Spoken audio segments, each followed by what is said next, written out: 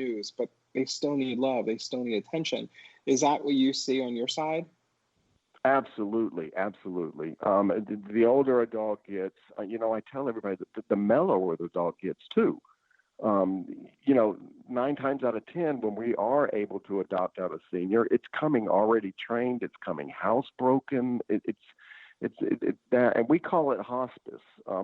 We would refer to it as a hospice adoption. The dog may only have 2 or 3 years left, but take it Mm-hmm. into your home. Yeah, give it. The last 2 or 3 years. Make it special for them. Not that they're getting it at the shelter; they are getting it at the shelter. But we want to see them in a home. We want to see them in a loving home, sleeping on a bed, laying on a couch.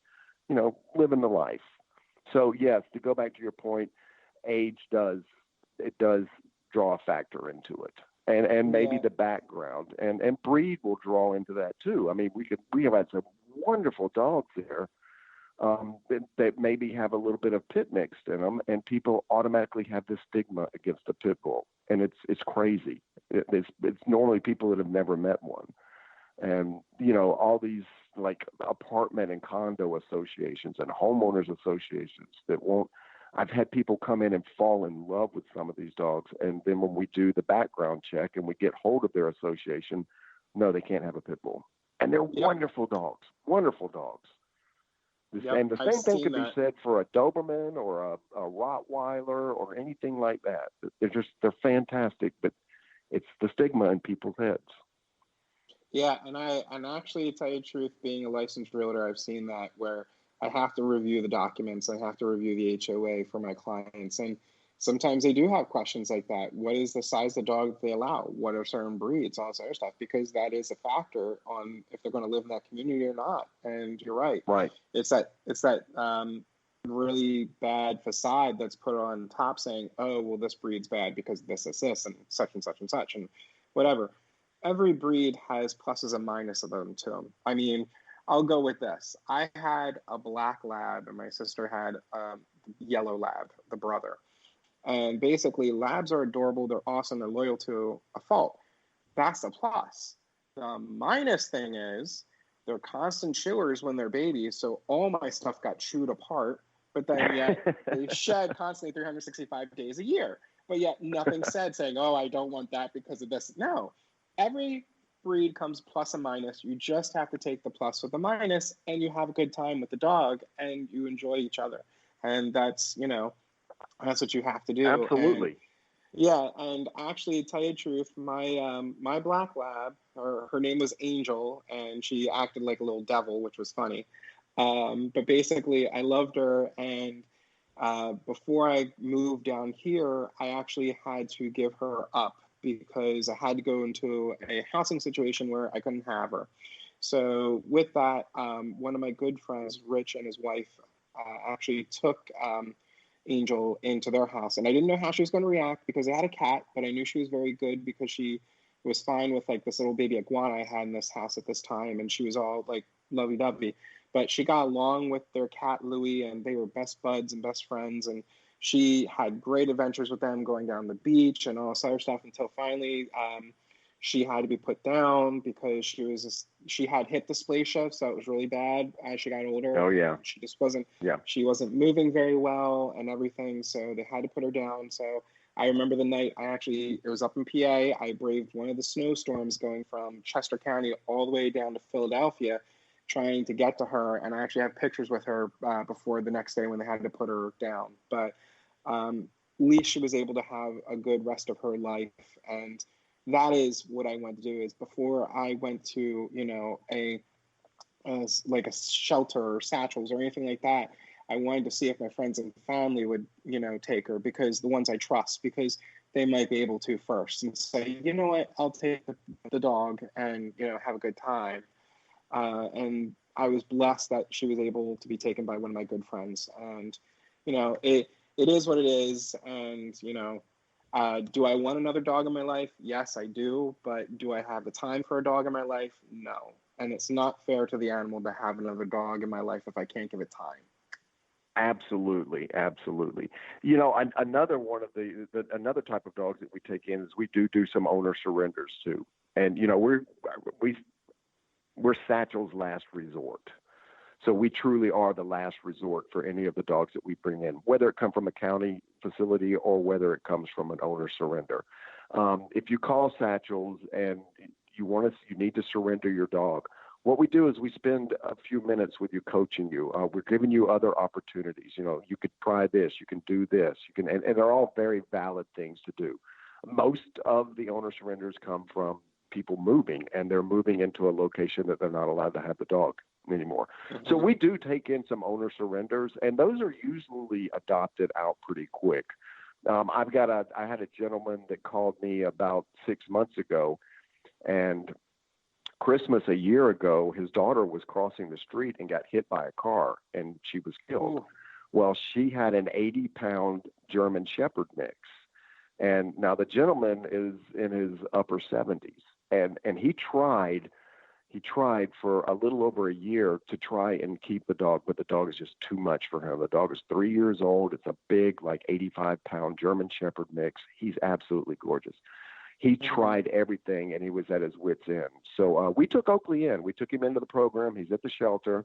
We're promoting him heavily now because we've sent him through agility training and everything. He's a super guy, and I'm hoping that he's going to go pretty quick. So that's another instance that we help out where we can. Oh, that's good. So I know we're kind of getting down time, but I want to keep going a little bit. But if you can give us a brief thing about what your annual vet bill's like, because obviously you have tons of animals in that shelter that you have to, take care of. So just give us like a rough estimate. Yeah, with us having almost 100 animals in the shelter and then another 25 out in foster, depending on how many medical cases we take in throughout the year and how many intakes we actually come in, we're looking at somewhere probably between $80,000 to $100,000 a year is what our vet bill runs. And we strictly donations, and we get some grants. So. Okay. So we are coming down to the 2-minute wire. So I'd like to give you more time to talk about any upcoming events that are coming forward that you might want to talk about. And I know you mentioned one in April near the end. So if you want to try to mention that, we'll try to see what we can do to get this out there. But if you have anything in May through December that are upcoming events, definitely please put it out there, and any contact information you want the listeners to get a hold of you. Okay. Well, the one that's coming up at the end of April is the Giving Challenge, and it's done through the Community Foundation in Sarasota. And basically, what they do is, if you're a 501c3, and there's more information on our website. The bottom line is, if you donate to us up to $100, the Community Foundation will match that $100. So any donation that comes to us, anywhere between $1 to $100, they will match it dollar for dollar. It's a huge opportunity for all of the nonprofits in the Sarasota area. And the other one is in November, we have our big golf tournament, which is really a lot of fun. We're always looking for golfers for that. We have sponsorships. That's on our website also. This past year, we added something new. It's called a helicopter ball drop.